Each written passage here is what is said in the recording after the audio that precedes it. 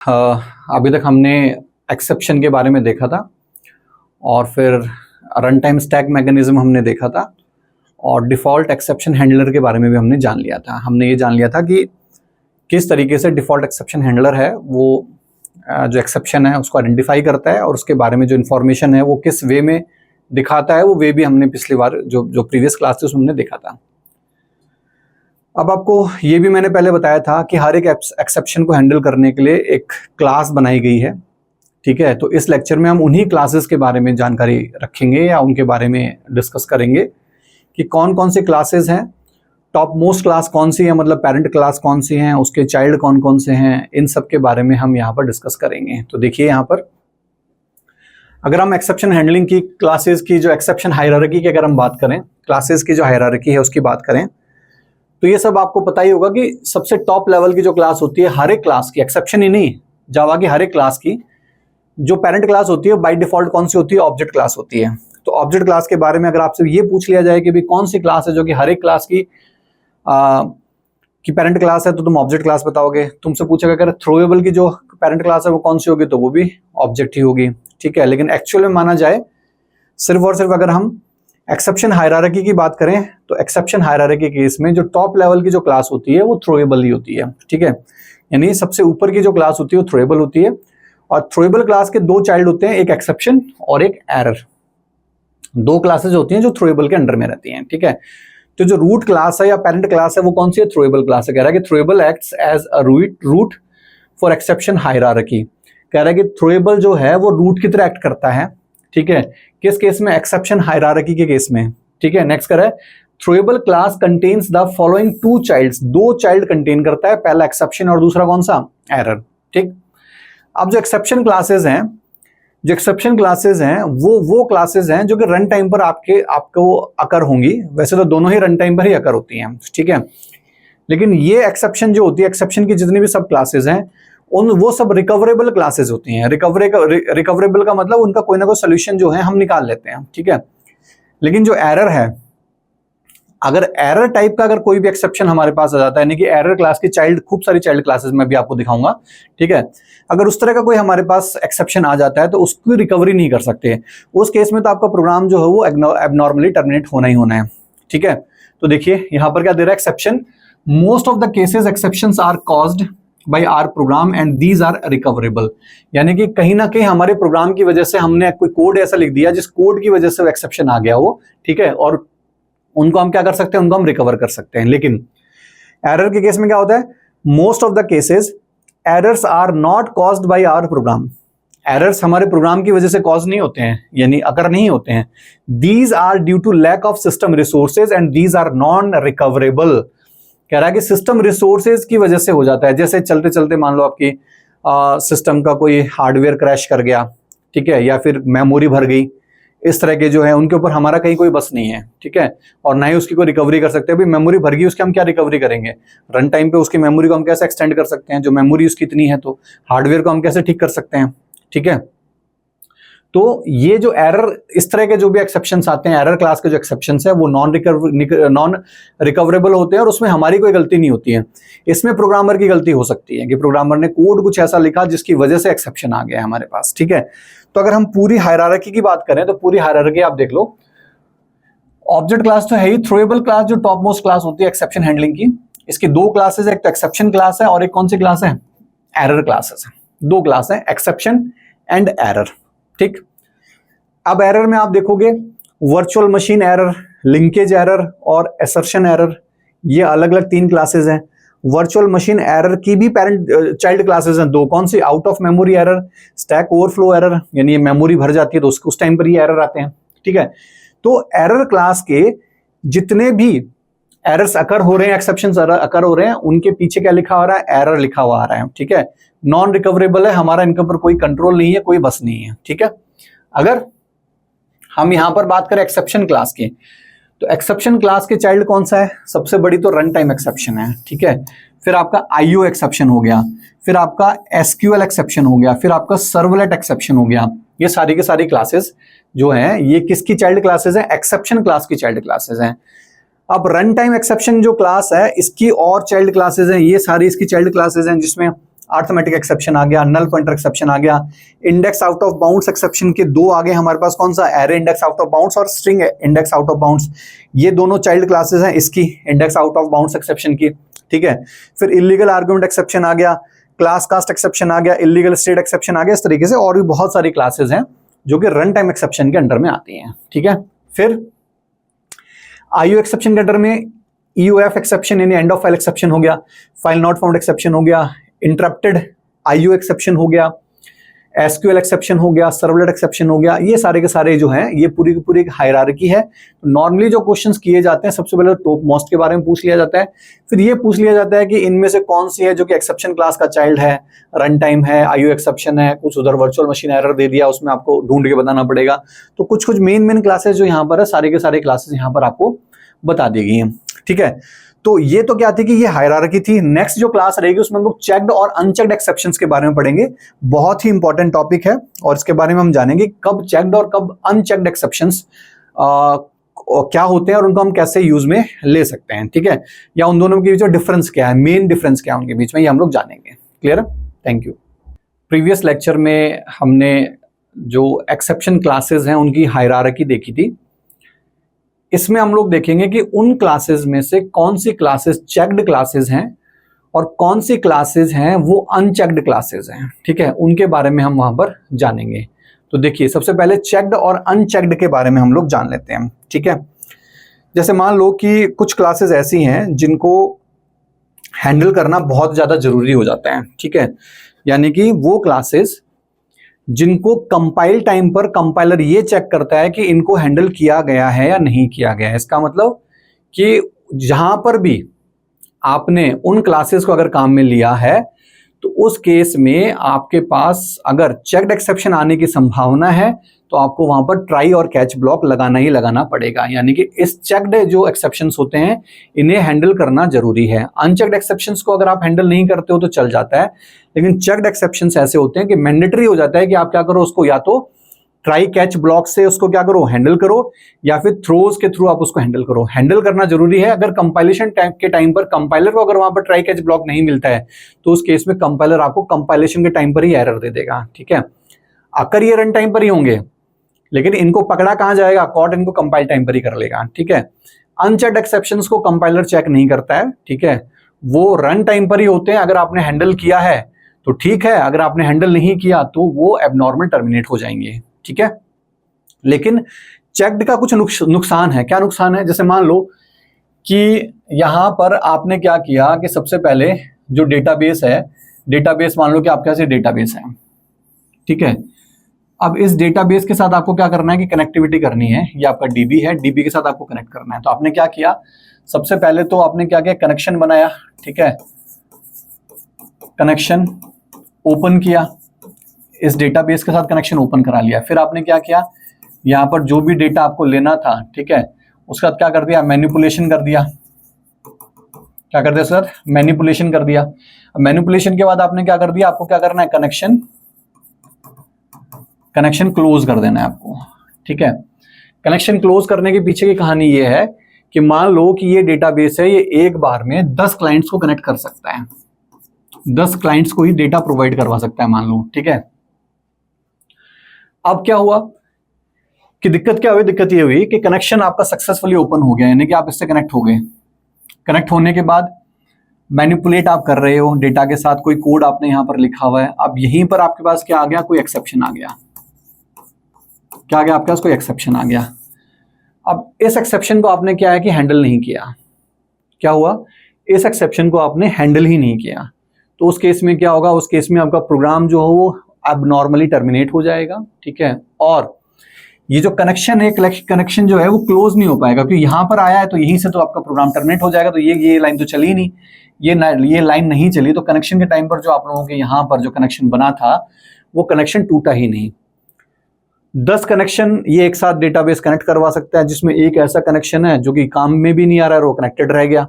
अब ऐसे अगर 10 इस तरह के एक्सेप्शन अगर कनेक्ट हो चुके हैं और इसी तरीके से कनेक्ट होकर रह गए, अब वो ना तो काम आ रहे हैं ना ही वो क्लोज हो रहे हैं, तो उस केस में डेटाबेस 11वां कहां से जोड़ेगा, ठीक है। तो ये दिक्कत, तो इस केस में इस तरह के एक्सेप्शंस जो कि कनेक्शन से रिलेटेड जो एक्सेप्शंस होते हैं, अगर वो अगर होने की कहीं पर भी आपको लगता है कि कहीं पर भी कोई भी पॉसिबिलिटी है, तो उस केस में आपको क्या करना होता है, उसको उस केस में आपको हैंडल करना जरूरी है ट्राई कैच ब्लॉक के अंदर। ठीक है, अगर आप उसको हैंडल नहीं करोगे तो आपके कंपाइलर आपको मजबूर करेगा कि आप हैंडल करो, अदरवाइज आपको एरर दे देगा पहले ही। ठीक है, तो इस तरह के जो एक्सेप्शंस है वो सब क्या कहलाते हैं, वो सब कहलाते हैं चेक्ड एक्सेप्शंस। यानी वो एक्सेप्शंस, ठीक है, वो एक्सेप्शंस जिन्हें कंपाइलर चेक करता है कि हैंडल किया गया है या नहीं किया गया, चेक्ड एक्सेप्शंस कहलाते हैं। और वो एक्सेप्शंस जिन्हें कंपाइलर चेक नहीं करता है कि इनको हैंडल किया गया है या नहीं किया गया है, वो कौन से होते हैं, वो अनचेक्ड एक्सेप्शंस होते हैं। ठीक है, तो इसके बारे में थोड़ा सा जान लेते हैं। कह रहा है कि the exceptions which are checked by the compiler at compile time for smooth execution of the program. कह रहा है कि वो एक्सेप्शन जिन्हें कंपाइल टाइम पर कंपाइलर चेक करता है स्मूथ एग्जीक्यूशन के लिए। अब स्मूथ एग्जीक्यूशन कब होगा, तभी तो होगा जब आप उसको हैंडल करोगे। तो ये देखता है कि वहां पर तुमने हैंडल करने वाला कोड लिखा है या नहीं लिखा हुआ है। ठीक है, but it occurs at run time are called checked exception. लेकिन होता रन टाइम पर ही है। अब रन टाइम पर ही मान लो कि तुम्हारे पास एक्सेप्शन आ गया, तुम जो मैनिपुलेशन वाला कोड था उसमें एक्सेप्शन आ गया, अगर तुमने हैंडल किया है तो उस केस में क्या होगा कि वो जो क्लोज वाला जो आपने जो कोड लिखा हुआ है कि कनेक्शन जो क्लोज होगा उसके पास जाएगा, कनेक्शन क्लोज करेगा, तब जाकर वो नॉर्मली टर्मिनेट कर जाएगा प्रोग्राम को। ठीक है, तो उसको बंद करना जरूरी है। ठीक है, तो इस तरह के एक्सेप्शंस कौन से हैं हमारे पास, आईओ एक्सेप्शन हो गया, क्लास नॉट फाउंड एक्सेप्शन हो गया, फाइल नॉट फाउंड एक्सेप्शन हो गया, एसक्यूएल एक्सेप्शंस हो गए जिनके बारे में मैंने अभी बताया था, कनेक्शन जो टूटने उठने का। ठीक है, वो हो गया। तो इस तरह के जो भी एक्सेप्शंस हैं वो सब क्या होंगे, वो सारे के सारे चेक्ड एक्सेप्शंस होते हैं। नेक्स्ट कह रहा है कि the exceptions which are not checked by the compiler are called unchecked exception. जिनको कंपाइलर चेक नहीं करता है वो क्या है, वो आपके अनचेक्ड एक्सेप्शंस हैं। जैसे क्लास कास्ट एक्सेप्शन हो गया, अरिथमेटिक एक्सेप्शन हो गया, नल पॉइंटर एक्सेप्शन हो गया, array index out of bounds exception हो गया। इस तरह के जितने भी एक्सेप्शंस हैं इनको कंपाइलर चेक नहीं करता है। ठीक है, ये एग्जीक्यूट हो रहे हैं, प्रोग्राम अगर रन हो रहा है उस टाइम पर अगर हो जाते हैं तो प्रोग्राम, अगर आपने हैंडल नहीं किया है तो प्रोग्राम एबनॉर्मली टर्मिनेट हो जाएगा, अगर आपने हैंडल किया है तो प्रोग्राम स्मूथली चलता रहेगा। ठीक है, यही है मेन तो।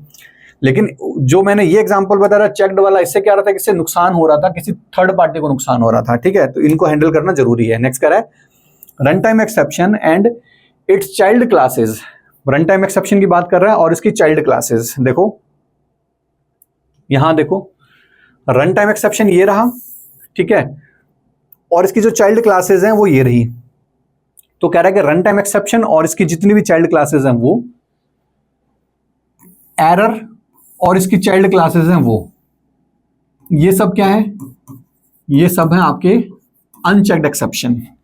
ये भी क्या है, ये भी आपका अनचेक्ड एक्सेप्शन है। ठीक है, और आईओ एक्सेप्शन और इसके चाइल्ड, फिर एसक्यूएल एक्सेप्शन और सर्वलेट एक्सेप्शन, ये सारे के सारे क्या हैं, ये सारे के सारे चेक्ड एक्सेप्शंस हैं। जैसे एग्जांपल मैंने आपको बताया था फाइल नॉट फाउंड वाला। ठीक है, आपने लिखा यहां पर, जैसे आपने लिखा कि आप एक काम करो कि आपको एक फाइल कनेक्ट करनी है। ठीक है, तो फाइल आपने कनेक्ट की कहां से, सर्वर 1 से, सर्वर 1 से। अब सर्वर 1 पे अगर आपको फाइल नहीं मिली है तो आपको एक और ऑप्शन देना पड़ेगा सर्वर 2 वाला, कि आप यहां नहीं मिले तो वहां से उठा लो या फिर लोकल से उठा लो, कोई ना कोई ऑप्शन तो तुमको देना पड़ेगा। ठीक है, अगर तुम ऑप्शन नहीं दोगे तो फाइल नॉट फाउंड एक्सेप्शन आएगा, और फाइल नॉट फाउंड एक्सेप्शन को आपको एनी हाउ क्या करना पड़ेगा, हैंडल करना ही करना पड़ेगा। ठीक है, यही कह रहा है।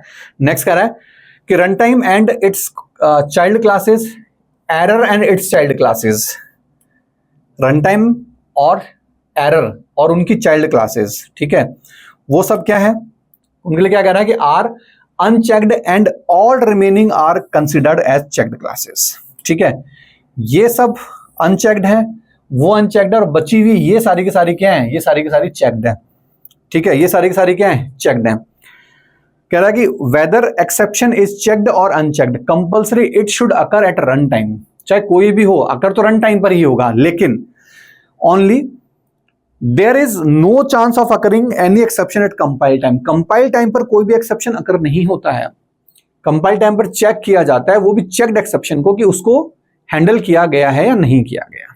ठीक है, तो ये था चेक्ड और अनचेक्ड एक्सेप्शंस। क्लियर है, थैंक यू। प्रीवियस लेक्चर में चेक्ड और अनचेक्ड एक्सेप्शंस के बारे में जाना था। अब हम लोग यहां पर जानेंगे फुली चेक्ड और पार्शियली चेक्ड, दोनों में क्या डिफरेंस है, या चेक्ड या फिर पार्शियली चेक्ड में क्या डिफरेंस है। तो देखो फुल्ली चेक्ड का मतलब ये है कि ऐसी पेरेंट क्लास जिसके चाइल्ड हैं वो चेक्ड ही हो। ऐसी पेरेंट क्लास जिसके जितने भी चाइल्ड है वो सब भी क्या होने चाहिए, चेक्ड ही होने चाहिए। जैसे यहां पर ये चेक्ड क्लास है और इसके जो ये सारे के सारे चाइल्ड हैं, ये चाइल्ड भी क्या है, चेक्ड ही हैं। तो उस केस में आईयू एक्सेप्शन को हम क्या बोलेंगे, इसको हम बोलेंगे fully checked exception. Fully checked हम इसको बोलेंगे, क्यों? क्योंकि ये खुद भी चेक्ड है और इसके पेरेंट्स, इसके चाइल्ड हैं वो भी चेक्ड हैं। ठीक है, चेक्ड और पार्शियल चेक्ड में, ठीक है, हम किसकी बात कर रहे हैं, चेक्ड और पार्शियल चेक्ड की बात कर रहे हैं। तो देखो ये हमारे पास चेक्ड हो गया, अब ये अनचेक्ड है, इनकी हम बात नहीं करेंगे अभी। ठीक है, ये दोनों क्या है, ये दोनों हमारे पास अनचेक्ड है, अनचेक्ड क्लासेस। तो अब क्या कह रहा है कि फुल्ली चेक्ड वो कौन सा है जिसमें पेरेंट और चाइल्ड दोनों क्या है, चेक्ड ही हैं, तो फुल्ली चेक्ड। पार्शियली चेक्ड का मतलब ऐसी क्लासेस जिनके चाइल्ड चेक्ड और अनचेक्ड दोनों कैटेगरी के हैं। जैसे एक्सेप्शन क्लास के जो चाइल्ड हैं रन टाइम अनचेक्ड टाइप का है, आईयू एक्सेप्शन चेक्ड टाइप का है, हुआ ना, तो ये कौन हो गया, जिसको बोलेंगे हम लोग पार्शियली चेक्ड। क्या बोलेंगे, पार्शियली चेक्ड, यानी वो क्लास जिसके चाइल्ड्स चेक्ड कैटेगरी के भी हैं और अनचेक्ड कैटेगरी के भी हैं, तो वो क्या होंगे, पार्शियली चेक्ड होंगे। वो पूरा का पूरा फुल्ली फाइनली अनचेक्ड है, एरर क्लास। अब थ्रोएबल की बात करते हैं, थ्रोएबल की। तो थ्रोएबल का एक जो चाइल्ड है वो तो अनचेक्ड है, लेकिन इस थ्रोएबल के बाकी, क्योंकि इस थ्रोएबल का आधा हिस्सा तो इस एक्सेप्शन के पास है और इस एक्सेप्शन में क्या है, चेक्ड और अनचेक्ड दोनों आ गए हमारे पास, तो उस केस में थ्रोएबल क्लास भी क्या होगी, ये भी पार्शियली चेक्ड क्लास ही कंसिडर होगी। तो जावा के अंदर सिर्फ दो ही क्लासेस ऐसी हैं जो कि पार्शियली चेक्ड क्लासेस हैं, एक थ्रोएबल और एक एक्सेप्शन, एक थ्रोएबल और एक एक्सेप्शन। बाकी फुल्ली चेक्ड क्लासेस ये आपको दिख रही है, आईयू एक्सेप्शन होगी, ये सारी की सारी फुल्ली चेक्ड हैं। ठीक है, और अनचेक्ड कौन सी होगी, वो और ये प्योर अनचेक्ड एक्सेप्शन क्लासेस हैं। ठीक है, तो जो टर्म थी चेक्ड अनचेक्ड वो भी हमने देख ली, और जो टर्म है फुल्ली चेक्ड और पार्शियली चेक्ड वो भी हमने यहां पर देख ली है। थोड़ा सा इसके बारे में पढ़ लेते हैं, क्या कह रहा है। A checked exception is said to be fully checked if and only if all its child classes are also checked। यानी कि ऐसी क्लास जो कि खुद भी चेक्ड है और उसके सारे के सारे चाइल्ड भी चेक्ड हैं, वो क्या है, वो फुली चेक्ड है। नेक्स्ट है, या वो चेक्ड क्लास है। जैसे आईयू एक्सेप्शन हो गया, इंटरप्टेड एक्सेप्शन हो गया, ये सारे के सारे। नेक्स्ट है, a checked exception is said to be partially checked if and only if some of its child classes are unchecked है। यानी कि ऐसी क्लासेस पार्शियली चेक्ड कहलाएगी जिसकी कुछ क्लासेस अनचेक्ड भी हैं। जैसे एक्सेप्शन की ये चेक तो है ही, लेकिन कुछ क्लासेस ये सारी की सारी क्या अनचेक्ड हैं। थ्रोएबल की उधर तो अनचेक्ड है, इधर वाले क्या है, इधर चेक्ड और अनचेक्ड दोनों ही है, एक्सेप्शन के थ्रू क्योंकि आ रहा है वो, तो वो भी क्या है, पार्शियली चेक्ड है हमारे पास। ठीक है, तो क्या क्या कह रहा है कि वो पार्शियली चेक्ड होगा, जैसे एक्सेप्शन क्लास होगी हमारे पास। फिर कह रहा है कि the only partially checked exceptions available in Java are throwable और एक्सेप्शन। से दो ही क्लासेस हैं जो कि पार्शियली चेक्ड है, कौन सी, थ्रोएबल और एक्सेप्शन।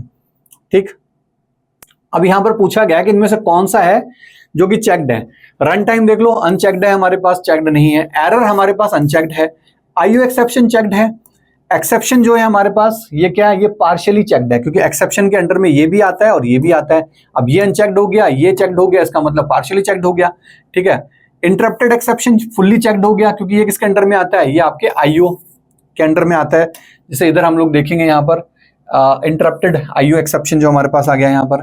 ठीक है, अब अगर हम थ्रोएबल की बात करें तो थ्रोएबल क्या हो जाएगा, पार्शियली चेक्ड हो जाएगा। अब थ्रोएबल जो है उसके अंडर में एक्सेप्शन आ गया। एक्सेप्शन कौन सा है, पार्शियली चेक्ड क्लास है। तो ये सारी की सारी क्लासेस हैं। तो अगर आपसे पूछ लिया जाए कहीं पर कि इनमें से कौन सी चेक्ड है कौन सी अनचेक्ड है, थोड़ा सा इसके बारे में, क्लासेस के बारे में पता होना चाहिए और इसको थोड़ा सा याद कर लो। बहुत जरा डीप में तो नहीं पूछेंगे, लेकिन इस तरीके से आपसे पूछा जा सकता है कि चेक्ड क्लासेस का नाम बता दो कि नहीं, 2 या 3 का, इस तरीके से आपसे पूछ सकते हैं। ठीक है, तो ये हमारे पास थी जहां पर हमने देखा कि पार्शियली चेक्ड और फुली चेक्ड क्लास हैं वो क्या होती हैं। ठीक है, थैंक यू। अभी तक हमने एक्सेप्शंस को हैंडल करना नहीं सीखा था। अभी तक हमने ये देखा था कि डिफॉल्ट एक्सेप्शन हैंडलर है वो आता है और एक्सेप्शंस के बारे में जो भी जानकारी होगी वो इकट्ठा करके और आपको कंसोल स्क्रीन पर दिखा देता है। यानी कि अभी तक हमारा जो प्रोग्राम था वो जब भी कहीं पर भी कोई भी एक्सेप्शन उसको मिलता था, वो उसको प्रोग्राम को क्या करता था कि एबनॉर्मली टर्मिनेट कर देता था। ठीक है, अब हम देखेंगे कि हम किस तरीके से कस्टमाइज तरीके से हम किसी एक्सेप्शन को हैंडल कर सकते हैं। ठीक है, तो यहाँ पर सबसे पहले बताया गया है कि customized exception handling by try catch. हम अभी जो हैंडलिंग करेंगे वो किसके थ्रू करेंगे? ट्राई कैच ब्लॉक के थ्रू हम हैंडल करेंगे। ठीक है, फिर बताऊंगा कि अभी तक हमने जो सीखा था उसमें हमने हैंडलिंग नहीं सीखी थी, हैंडलिंग के बारे में जाना था कि भाई हैंडलिंग में होता क्या है। और फिर जो डिफॉल्ट हैंडलर है वो हैंडलिंग तो कर ही नहीं रहा था, वो तो सिर्फ इंफॉर्मेशन हमको प्रोवाइड करवा रहा था कि फलानी क्लास के अंदर फलाने मेथड में फलाने लाइन में फलाना एक्सेप्शन आ रहा है। ठीक है, अभी तक वो यही बता रहा था। तो यहां पर बता रहा है, कह रहा है कि it is highly recommended to handle exceptions, के एक्सेप्शंस को हैंडल करना बहुत ज्यादा जरूरी है। हाईली रिकमेंड है कि आप उसको हैंडल करें ही करें, फिर वो चेक्ड हो, है ना, चाहे अनचेक्ड हो। अनचेक्ड में कुछ है जिनको हम नहीं कर सकते, जैसे एरर वाला केस था। एरर वाले केस में बड़ी दिक्कत थी कि हम उसको नहीं कर पा रहे थे। In our program, the code which may cause an exception is called risky code। कह रहा है कि आप हमारे प्रोग्राम के अंदर अगर आपको लगता है कि कोई कोड आपने ऐसा लिखा है जो कि रिस्की कोड है, यानी जिससे एक्सेप्शन अगर हो सकता है, ठीक है, we have to place risky code inside try block. कह रहा है कि कोड लिखते लिखते आपको ये एहसास हुआ कि यार ये कोड है, इस कोड से एक एक्सेप्शन आ सकता है। ठीक है, उसको आप ट्राई ब्लॉक में लिख दो। या फिर आपने एप्लीकेशन बना ली, बनाते बनाते कोई एक्सेप्शन आ गया, फिर आपको पता चला कि यार ये एक्सेप्शन आया तो इस वजह से आ रहा है। आप पूरा खोजबीन करोगे कि तुमने ऐसा क्या किया था जिसकी वजह से एक्सेप्शन आ गया। तुम यूजर से फीडबैक लोगे, जो एप्लीकेशन आपने उसको बना कर दी वो बताएगा। फिर आप पहुंच जाओगे कि यार ये वाला स्टेटमेंट है, इस स्टेटमेंट की वजह से एक्सेप्शन आ रहा है। तो तुम क्या करोगे? एक्सेप्शन का सॉल्यूशन ढूंढोगे। ठीक है, तो जहां पर एक्सेप्शन आने के चांसेस हैं, जिस कोड की वजह से, जिस स्टेटमेंट की वजह से एक्सेप्शन आने के चांसेस हैं, वो तो लिख दोगे तुम ट्राई के अंदर, और उसका जो सोल्यूशन है, सोल्यूशन लिख दोगे तुम कैच के अंदर। ठीक है, हैंडलिंग कोड यहाँ आएगा और रिस्की कोड यहाँ पर आएगा। तो हैंडलिंग कोड ही कौन सा है? सोल्यूशन वाला कोड है। ठीक है, तो कह रहा है कि block and the corresponding handling code inside catch block. और जो हैंडलिंग कोड है, जो सोल्यूशन वाला कोड है, वो कहाँ रख देंगे हम लोग? कैच ब्लॉक के अंदर रख देंगे। ठीक है, तो ट्राई ब्लॉक के अंदर रिस्की कोड हो जाएगा और कैच ब्लॉक के अंदर हैंडलिंग ब्लॉक, हैंडलिंग कोड यहाँ पर हो जाएगा। जैसे इस वाले एग्जाम्पल में देखते हैं, ये हमारे पास प्रोग्राम है दो, एक विदाउट ट्राई कैच ब्लॉक है और एक विद ट्राई कैच ब्लॉक है। तो जब ये प्रोग्राम चलेगा तो क्या होगा कि सबसे पहले तो इस एसओपी के अंदर लिखा हुआ स्टेटमेंट 1 प्रिंट हो जाएगा। तो सबसे पहले तो प्रिंट होगा स्टेटमेंट 1, स्टेटमेंट 1 प्रिंट हो गया। लेकिन जैसे वो इस वाले स्टेटमेंट पे पहुंचेगा, इस स्टेटमेंट में पहुंचते उसको क्या मिला? 10 डिवाइड बाई 0, यानी कौन सा एक्सेप्शन मिला? अर्थमेटिक एक्सेप्शन मिल गया उसको। कौन सा मिल गया? Arithmetic exception. अब अर्थमेटिक एक्सेप्शन के केस में क्या होगा कि वॉइड से पूछा जाएगा कि भाई तुम्हारे पास है इसका सोल्यूशन, कहेगा नहीं है, तो डिफॉल्ट एक्सेप्शन हैंडलर के पास भेज दिया जाएगा। डिफॉल्ट एक्सेप्शन हैंडलर इसकी जो भी इंफॉर्मेशन है, क्लास के नाम, मेथड के नाम, लाइन नंबर के साथ सारा एरर आपको प्रिंट करवा देगा। लेकिन पहले स्टेटमेंट 1 जरूर प्रिंट करवाएगा, इस वाले को जरूर प्रिंट करवाएगा। ठीक है, क्योंकि जो एक्सेप्शन है वो अगली लाइन में है, इस लाइन पर कभी पहुंचेगा ही नहीं, ये लाइन चलाएगा ही नहीं वो, क्योंकि यहीं पर एक्सेप्शन आ गया। आगे देखते हैं, आगे हमने क्या किया। अब आप गौर करना ध्यान से, हमने इस स्टेटमेंट को बाहर लिखा है, इस स्टेटमेंट को बाहर लिखा है, यानी कि स्टेटमेंट 3 तो यहां लिख दिया, स्टेटमेंट 1 ऊपर लिख दिया हमने। यानी कि हमने ट्राई के अंदर सिर्फ उसी स्टेटमेंट को लिखा है जिस स्टेटमेंट में एरर अकरेंस के चांसेस हैं, एक्सेप्शन अकरेंस के चांसेस हैं। ठीक है, तो एक्सेप्शन अकरेंस के चांसेस किस में थे? 10 डिवाइड बाई 0 वाले स्टेटमेंट में। अगर मैं स्टेटमेंट को यहां लिख देता हूं और उस केस में अगर एक्सेप्शन आ जाता है तो भी कंट्रोल यहां से सीधा जंप करके कहां पहुंच जाएगा? कैच में पहुंच जाएगा, यहां पर जाएगा नहीं, इसलिए इसको बाहर रखा गया है। तो इसका मतलब वो स्टेटमेंट हमेशा बाहर रखो ट्राई ब्लॉक के अंदर। ट्राई ब्लॉक के अंदर आपको कम से कम मिनिमम कोड लिखना है, और वही कोड लिखना है जो कि रिस्पॉन्सिबल होगा एक्सेप्शन अकरिंग के लिए। ठीक है, वो हमने यहां पर लिख दिया। अब इसके बहुत सारे चांसेस हैं। पहला चांस क्या है? पहला चांस ये है, अगर कोई एरर अकर नहीं हुआ, ठीक है, मान लो कि यहाँ 10 डिवाइड बाई 0 की जगह 10 डिवाइड बाई 2 लिखा हुआ है या 10 डिवाइड बाई 5 लिखा हुआ है, मान लो यहाँ 10 डिवाइड बाई 5 लिखा किसी यूजर ने, तो उस केस में क्या होगा? ये स्टेटमेंट चलेगा। 10 डिवाइड बाई 5 का मतलब क्या है? यहाँ पर 2 आउटपुट आ जाएगा, कैच ब्लॉक नहीं चलेगा, क्योंकि ये तभी चलेगा जब यहां से कोई एक्सेप्शन अकर होता है।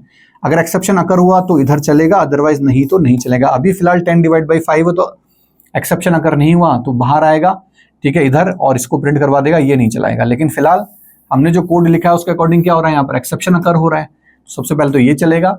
ट्राई में आया एक्सेप्शन अकर हुआ, अकर होते ढूंढा जाएगा कि क्या इसको हैंडल करने के लिए कोई कैच ब्लॉक लिखा गया है। बिल्कुल कैच ब्लॉक लिखा हुआ है। क्या कैच ब्लॉक के अंदर जिस क्लास का जिक्र किया है, अकर होने वाला जो एक्सेप्शन है वो भी क्या सेम क्लास का है? बिल्कुल सेम क्लास का है। क्लास मैच कर गई तो जो ऑब्जेक्ट बनकर आया वो ऑब्जेक्ट किसको दे दिया जाएगा? इस ई को दे दिया जाएगा, क्योंकि एक्चुअल में हर एक एक्सेप्शन के लिए एक ऑब्जेक्ट बनाया जाता है। उस ऑब्जेक्ट के अंदर सारी इंफॉर्मेशन होती है उसकी, कि टाइप ऑफ एक्सेप्शन कौन सा है, कौन सी लाइन है, कहाँ है, सब दिया हुआ होता है। तो वो ऑब्जेक्ट इसको पकड़ा दिया जाएगा, क्योंकि वो ऑब्जेक्ट एक्सेप्शन क्लास का है, तो एक्सेप्शन क्लास का ही रेफरेंस वेरिएबल उसको ले रहा है, इसको पकड़ा दिया गया। इसको पकड़ाने के बाद हमने क्या कर दिया, 10/2 कर दिया, तो यानी यहाँ पर क्या आउटपुट आ जाएगा हमारे पास 5, और बाहर निकल के इसको भी चला देगा। यानी कि प्रोग्राम क्या मेरा एबनॉर्मली टर्मिनेट हुआ? नहीं हुआ। इस केस में हो गया था, इस केस में आते एबनॉर्मली टर्मिनेट हो गया। तो हमने यहाँ पर कहा कि भाई कोई बात नहीं, 10/0 है तो प्रोग्राम को बंद मत करो, जो आपका एप्लीकेशन है, एप्लीकेशन को बंद मत करो, एप्लीकेशन चलने दो, तुम इसके बदले में इसको चला दो, ठीक है। तो उसके बदले में इसको चला देगा, तो आउटपुट क्या है? सबसे पहले आउटपुट आया हमारे पास स्टेटमेंट 1, फिर 5, फिर स्टेटमेंट 3। इस तरीके से हमारे पास क्या आ जाएगा, आउटपुट आ जाएगा। यानी कि कहीं पर भी प्रोग्राम इंटरप्ट नहीं हुआ, प्रोग्राम का फ्लो नॉर्मली चला, नॉर्मली चल के नॉर्मली ही खत्म हो गया। यहां पर एक स्टेटमेंट चलाकर दूसरे स्टेटमेंट में जैसे एक्सेप्शन आया, एक्सेप्शन आते ही प्रोग्राम जो है एबनॉर्मली टर्मिनेट हो गया, ठीक है। ये मेन डिफरेंस है। अब यहां पर क्या है कि with in the try block, if anywhere an exception raised, then rest of the try block wouldn't be executed even though we handle that exception। कह रहा है कि इसके अंदर मान लो कि इसके नीचे और भी स्टेटमेंट्स लिखे हुए हैं, ठीक है, और स्टेटमेंट लिखे हुए हैं, और मान लो कि यहां पर एक्सेप्शन मिल गया, तो जंप क्या करेगा आपका कंट्रोल? सीधा इसी स्टेटमेंट से जंप करके कैच ब्लॉक में आ जाएगा, इन नीचे के स्टेटमेंट पे तो कभी जाएगा ही नहीं।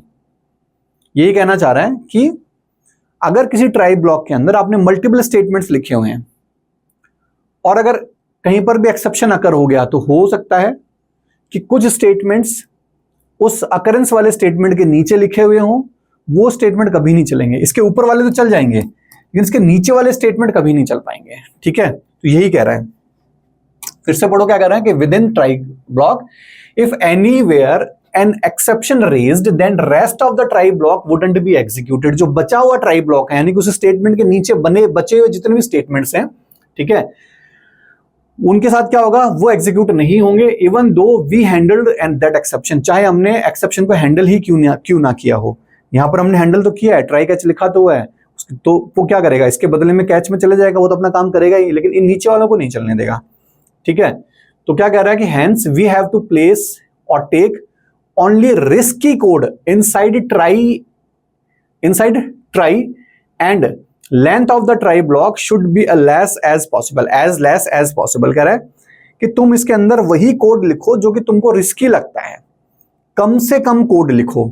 ऐसा नहीं कि भरमार कर दी कोड की, वो कोड भी लिख दिया जो कि रिस्की कोड नहीं है। सिर्फ रिस्की कोड लिखो, कम से कम लेंथ वाला कोड लिखो इसके अंदर, ठीक है। ये यहां पर एडवाइस दिया जा रहा है। नेक्स्ट कर रहा है, if any statement which raises an exception, अगर कोई भी स्टेटमेंट है जो कि किसी एक्सेप्शन को रेज कर रहा है and it is not part of any try block, then it is always abnormal termination of the programme.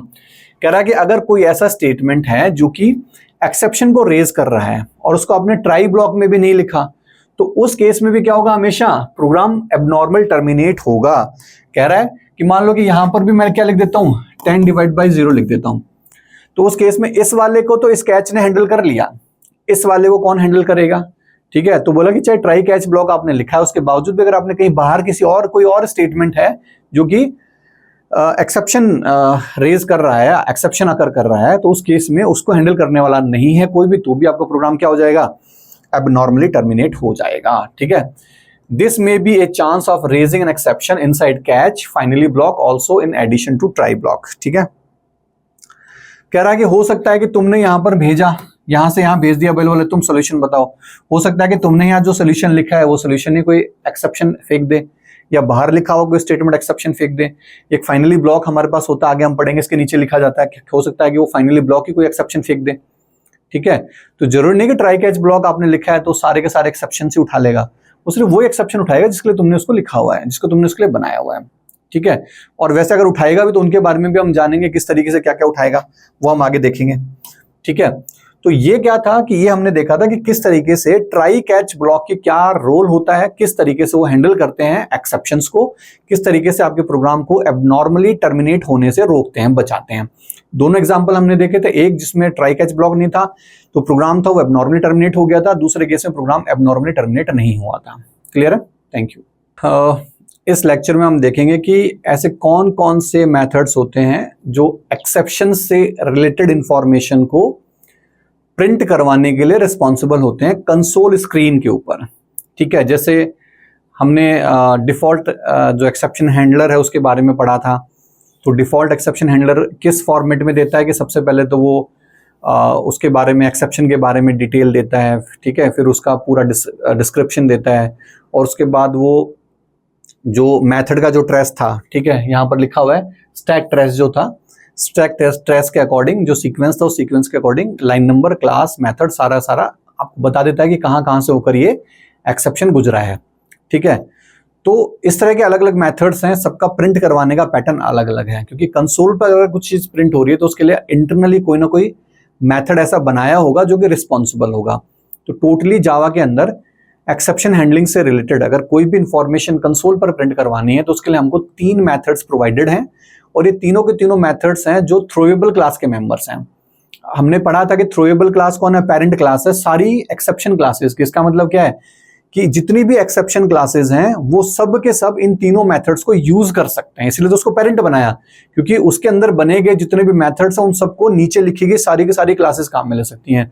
तो नीचे की जितनी भी क्लासेस हैं इन तीनों को भी काम में लेती हैं। तो 3 मेथड है हमारे पास। कौन सा है? सबसे पहले तो देखो, throwable class defines the following methods to print exception information to the console. Console जो थ्रोएबल क्लास है, ठीक है, उसने क्या किया कि कुछ मेथड्स हमको प्रोवाइड करवाए हैं एक्सेप्शन की इंफॉर्मेशन को प्रिंट करवाने के लिए कंसोल स्क्रीन के ऊपर। पहला क्या है? पहला है हमारे पास print stack trace method. This method prints exception information the following format. सबसे पहले नेम ऑफ द एक्सेप्शन आता है, फिर डिस्क्रिप्शन ऑफ द एक्सेप्शन आता है, और फिर स्टैक ट्रेस आता है। ठीक है, ये हम लोगों ने सबसे पहले पढ़ा था जब मैंने आपको स्टैक ट्रेस के बारे में बताया था, और वहां पर डिफॉल्ट एक्सेप्शन हैंडलर के बारे में बताया था, उस टाइम पर आपको बताया गया था। ठीक है, अगर फिर भी याद नहीं है तो मैं दिखा देता हूं जल्दी से, हो सकता है कि आप लोगों को जो पुरानी चीजें हैं वो याद आ जाएं। अगर आप सेम डे वीडियो देख रहे हैं तो बहुत अच्छी बात है, आपको यही मैं कहूंगा कि एक्सेप्शन हैंडलिंग को एक ही दिन में पढ़ डालो, वो ज्यादा बेटर है। देखो ये वाला, इस वाले में कि सबसे पहले exception in thread main Java dot lang dot arithmetic, ये तो उसके बारे में आ गया, एक्सेप्शन के बारे में। ये उसका डिस्क्रिप्शन आ गया, डिवाइड बाय 0, और ये सारा का सारा क्या हो गया? ये सारा का सारा स्टैक ट्रेस हो गया कि डू मोर से कहां पर आया, डू मोर से वो डू स्टफ पे आया, डू स्टफ से वो मेन मेथड पे आया, इन सब की बातचीत वो कर रहा है। ठीक है, तो इस फॉर्मेट में प्रिंट करवाएगा। ठीक, अगर नेक्स्ट हम बात करें टू स्ट्रिंग मेथड हमारे पास है, कह रहा है कि this method prints exception information in the following format. तो ये क्या करता है? सिर्फ नेम ऑफ एक्सेप्शन और डिस्क्रिप्शन ऑफ एक्सेप्शन देता है, यानी कि इसका सिर्फ इतना ही पार्ट देता है, स्टैक ट्रेस नहीं प्रिंट करवाता। कौन सा? To string method. और एक है हमारे पास get message method. Get message method क्या करता है? ये सिर्फ और सिर्फ क्या प्रिंट करवाएगा? Name of the exception. ठीक है, क्या sorry, description of the exception print करवाएगा। क्या करवाएगा? Description of the exception, name of the exception नहीं बताएगा। जैसे कि arithmetic exception Java dot lang dot arithmetic जो मैटिक एक्सेप्शन है वो नहीं बताएगा, सिर्फ क्या बताएगा? डिवाइड बाय 0 बताएगा। ठीक है, तो इसका एग्जांपल देख लेते हैं। जैसे ये एग्जांपल आपको दिख रहा है, टेस्ट क्लास है,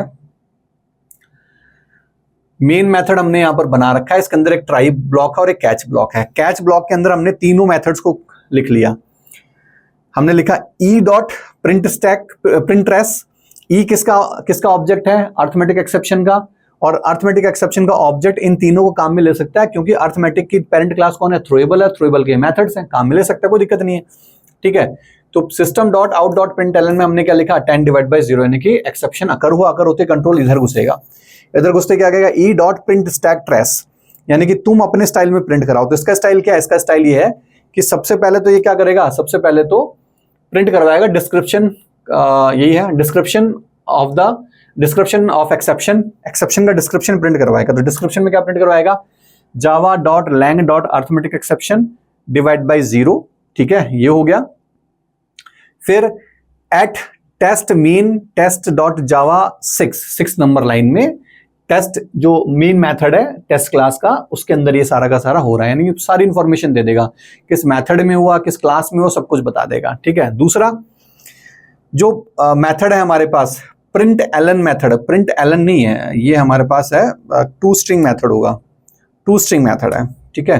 तो यहाँ पर प्रिंट एलन की, अच्छा हमने ई लिख दिया सीधा इसके अंदर, प्रिंट एलन के अंदर हमने क्या किया, ई भेजा। अब जो ई है यहाँ पर बता रहा है कि जो ई है, ई इंटरनली किसको कॉल कर रहा है, टू स्ट्रिंग मेथड को कॉल कर रहा है। ध्यान देना हमेशा, इसको बहुत ध्यान से सुनना कि जब भी हम किसी ऑब्जेक्ट को डायरेक्टली